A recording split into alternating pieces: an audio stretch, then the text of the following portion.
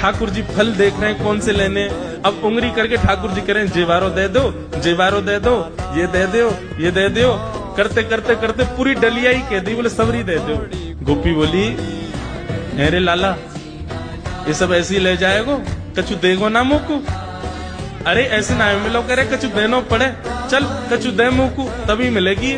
ठाकुर जी बोले तो फिर रो काहे क्यों रही है, मैं ऐसे थोड़ी लेके जाऊंगा, नंद बाबा को ला लाऊं, मेरी सभी संपत्ति है, मैं अपनी संपत्ति में से कछु हिस्सा तो दूंगा तब पल लेके जाऊंगा। अच्छा दियो, कहा देगो संपत्ति में। तो जितने गेहूं ठाकुर जी भर के लाए वहां में से केवल एक बचो ठाकुर जी के हाथ। और ठाकुर जी मुट्ठी खोल के वो एक गेहूं ले में, और बड़े संकोच वश कि अब एक ही बचो, कहा करूं, ले जी है। उस एक गेहूं के दाने को अपने हाथ में लेकर के कोमल से ठाकुर जी की उस मुखाकृति को देख करके वो फल बेचने वाली की तो सुध बुद्धि चली गई। ठाकुर जी बोली अरे नजर लगावेगी मुझको, चल जल्दी फल दे दे।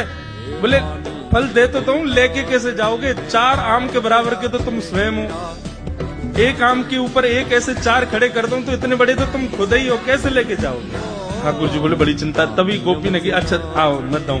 ठाकुर जी को हाथ पकड़ करके उनकी कारी कमरी खोली, उनकी पीताम्बरी ने ढीली करी, और ठाकुर जी के कछु फल तो कमरिया में बांध दिए, पामन में बांध दिए, कछु हाथन में बाजूबंद बना के बांध दिए, कछु गरे में लटकाए दिए। ऐसे कपड़ान में फल भर भर के ठाकुर जी के पूरे अंग में फल लटका दिए। अब ठाकुर जी को पेट तो है गयो ऐसो, यहाँ ते कमर निकल रही है, पीछे ते निकल रहा है, पीछे बस्ता की तरह वहां में कपड़ा में फल बंधे भये हैं, हाथन में बाजूबंद में भी केला आदि आदि सब बंधे भये हैं। और ऐसे ठाकुर जी मटकते भये, उछलते भये, और बड़ो श्रम है रोए, उठा नहीं पा रहे पाम को, इतना भारी है गयो पाम।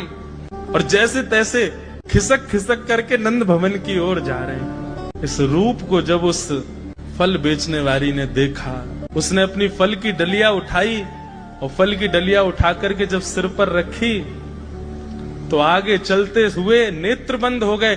अब तो बस यही कहती जा रही है गोपाल ले लो, कृष्ण ले लो, माधव ले लो, मधुसूदन ले लो, गोविंद ले लो, नंद जी को लाला